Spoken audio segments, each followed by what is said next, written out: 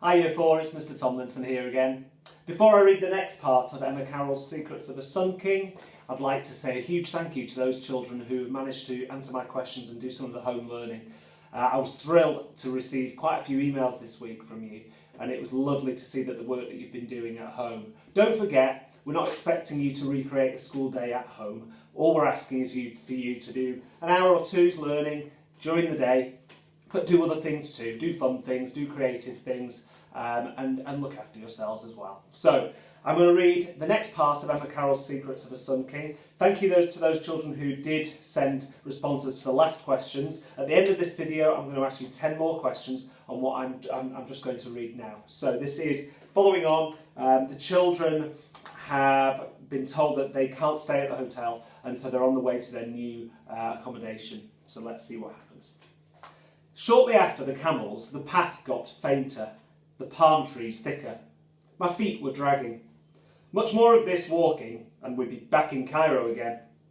At last, up ahead, I saw a jetty where a boat was moored. The sort of boat people live on, like a barge. Now I'm going to try and pronounce this might not be right. Dahabiye, Mr. Ahmed gestured to the boat. Yours, my friend, for as long as you wish.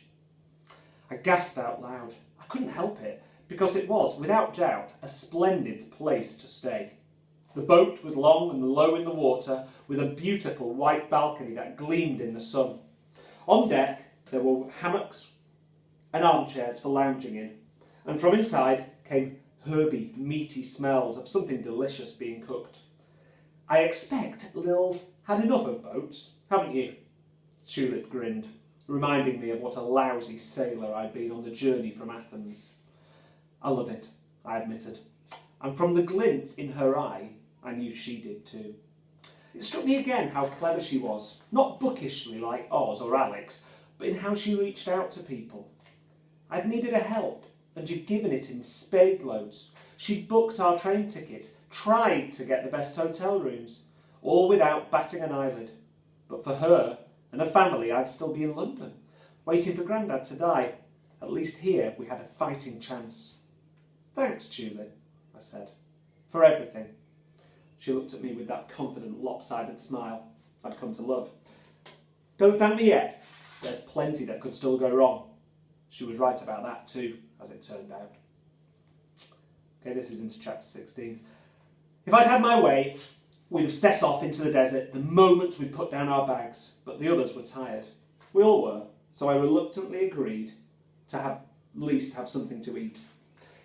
It was early afternoon by now. The heat up on the deck was bearable as we sat on giant cushions eating fish wrapped in bread. It was served with tomatoes and red onions and something that looked like parsley but tasted soapy and was absolutely delicious. All the while, I kept an eye on Mrs. Mendoza. She was bound to disappear sooner or later to write, and when she did, we'd be able to sneak off to the Valley of the Kings. At least that was the plan. Instead, I fell asleep. When I woke up, it was mid-afternoon. I scrambled to my feet, dry-mouthed and bleary-eyed. Why didn't you wake me? I said to Tulip, who was lounging nearby with her feet up, drinking iced tea. I was annoyed we'd wasted so much time. You needed the rest, she replied. Mrs. Mendoza was nowhere to be seen. Mama's gone to a cocktail party tonight at the hotel, Tulip told me. In which case, I caught her eye. Tulip nodded. She drained the rest of her drink. It was time to go. Down in the cabin, I was sharing with Tulip. I rummaged through my unpacked suitcase for my satchel and the jar, trying not to dwell on how nervous I was. Back up on deck, Oz was settling down in a hammock with an armful of books. I felt guilty for shattering his peace. What now? Oz huffed a bit when I told him we were going straight away. Yes, now, Tulip replied irritably. If we go now, there might still be a bit of daylight left, I said, especially as we don't completely know the way. And we've got to climb a rock face when we get there, Tulip added with a grimace. I squeezed her shoulder. I wasn't looking forward to that part either. The walk wasn't particularly difficult at first. It had got cooler in the last hour or so, and the path which Mr. Ahmed had shown us was flat and well marked. Though deep down I was tired out. I couldn't have rested, even if I'd wanted to. Mum's telegram had put paid to that. leading us away from the river. The path dropped between two stone walls. Then as the ground rose up again, Castle Carter came into full view. The house looked formidable, square and stern. All the blinds were down at the windows, though someone was obviously at home because you could hear jazz music playing on the gramophone. The motor cars were still parked outside. "There's something about that man," Julep said, wrinkling her nose. "I don't trust him." "Me neither," I agreed. A few hundred yards beyond Castle Carter, we came to the main road. It was busy with motor cars, carts, camels, all churning up dust. 2 miles this way, I think, I said, pointing ahead. In fact, we'd only gone about a mile when, to our left, the road suddenly dipped. And there, laid out before us, like a painting on a wall, was the most spectacular view. The whole valley was bare rock. No trees, no grass, not even a bush. Everything was the same pale golden colour, stretching on for as far as you could see under the setting sun. Oz, who'd been looking rather droopy, sprang to life. "I should have brought my sketchbook. I want to draw it, all of it, from every angle." "And you can," Julep reassured him, "later." "Down there, look," I pointed to where the road disappeared round a rock that jutted out. "I bet that's where the Carter dig is." There wasn't an actual opening to see, just a few white tents pitched up, some tethered donkeys, local men carrying baskets on their heads. There were power cables running across the dirt. A man was taking photographs, though the young boys, carrying water, kept getting in the way. "I can't believe this is actually it," Oz gasped. "The Valley of the Kings." Bizarrely, I could believe it. I felt it too. That strange sense of dread had come over me all over again, and a chill slithered down my neck. "I wouldn't want to be buried here," Julep said.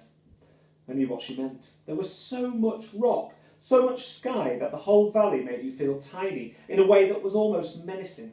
It was the sort of place you'd perish in if you weren't already dead. And somewhere in it, away from all the fuss, the water boys, the electric cables, was the place where Myatt meant his best friend to lie at peace. The next big question for us was how to find it, and to do so without Howard Carter noticing. If we stuck to this side of the valley, we'd at least stay out of sight as we descended. Not that there was a path as such. From up here, the hillside looked alarmingly steep, and there was a general feeling that I'd be the one to lead the way. "Go slowly," I called over my shoulder as I took my first steps. "Don't look down, either," I added, as a quick glance to the valley floor made my head swim. Once we got going, it wasn't too bad. We were almost a quarter of the way down the hillside when I heard Oz call out behind me. I turned around to see him pointing to the sky. Something had happened to the sky. One moment it was low and red, the next it dimmed like it had gone behind a cloud. Although there were no clouds, just a huge, billowing wall of dust coming towards us at alarming speed. Within seconds we were in the middle of a yellow fog. It wasn't like a London pea super. That's like a London fog. It was hot and gritty. It made my eyes sting, my mouth go powder dry. Now I really couldn't see anything but swirling, churning sand. We froze on the hillside. One wrong move might send any of us plummeting to the valley floor. "Yikes, this is horrible," Julep yelled. I was so glad to hear her voice. Even more glad when I felt an arm, and another arm, and Julep wrapped herself tightly around me, burying her face between my shoulder blades. "Oz!" I cried. "Are you there?" I didn't hear him reply. "We'll have to sit it out," I said, praying that Oz was nearby too, and being sensible. I'd read about sandstorms, but that didn't prepare me for what it was like to be suddenly in the middle of one. The whole sky had gone thunderstorm dark. The wind picked up too, whipping around our heads, blowing sand everywhere. I clamped my hands over my mouth, shut my eyes. Behind me, Julep groaned. "It's vile!" "Stop talking," I told her. I had no idea how close we were to the edge of the hillside. There was nothing to cling to. Everywhere was sand. It was in the air, on the ground, in my ears, up my nose, crunching between my teeth. Even when I did open my eyes, just a sliver, I couldn't see further than my hand. I had an eerie feeling that this sandstorm wasn't a coincidence. Perhaps they were common in these parts. I didn't think so somehow. A sandstorm had happened on the day Kaiki died. A young man, caught out in bad weather, had perished. I stood bolt upright, frantic. "Oz, where are you? Answer me if you can hear me." From somewhere above us came a little bleat of a cry. Tulip was on her feet now as well. "Hang on, we're coming," I yelled. My heart was thumping. I couldn't breathe or find my bearings. All I knew was Oz was on his own, on the hillside, and we had to get to him. "Just stay where you are," Tulip shrieked. Whether he heard, I'd no idea.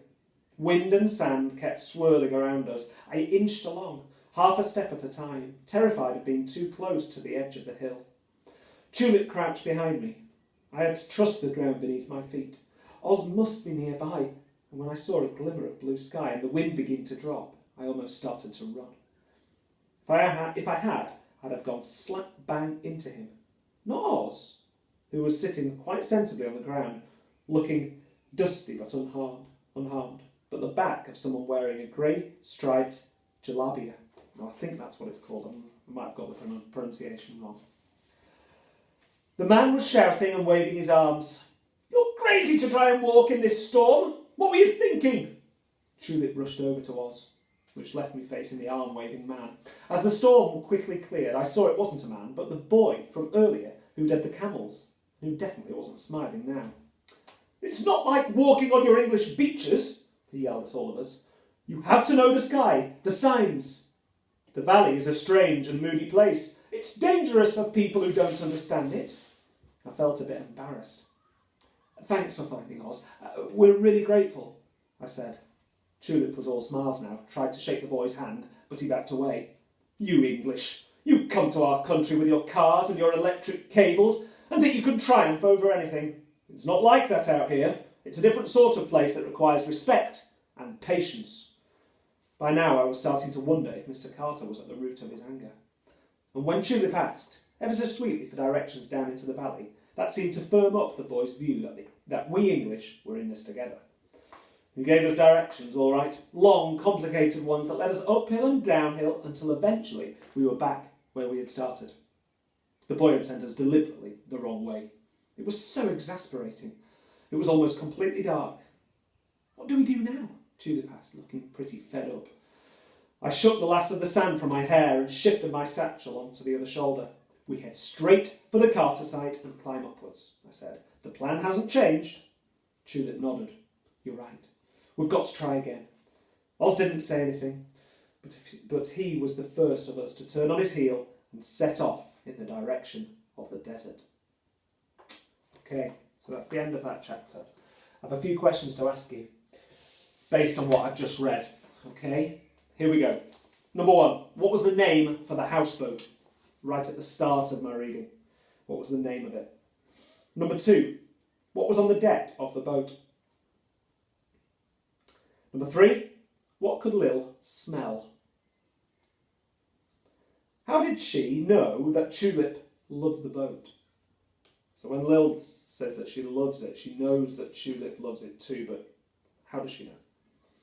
Number five, list the things that Tulip has done for Lil. So Lil says she's been so kind, she's done all these things. What were those things? Number six, what was the first meal they ate on the boat? Number seven, how was Oz feeling when Lil told him that they needed to set off? So Lil tells Oz, "We need to go now." What's he feeling? Number eight, why was it important that Mrs. Mendoza had gone out to a cocktail party? Number nine, what stopped the children in their tracks once they had set off? And number 10, what did the boy do to stop the children? And why do you think he did it? Okay, that's the 10 questions for this week. Thank you again to those people and those children who have responded. Thanks to mums and dads who are helping your children do some fantastic learning.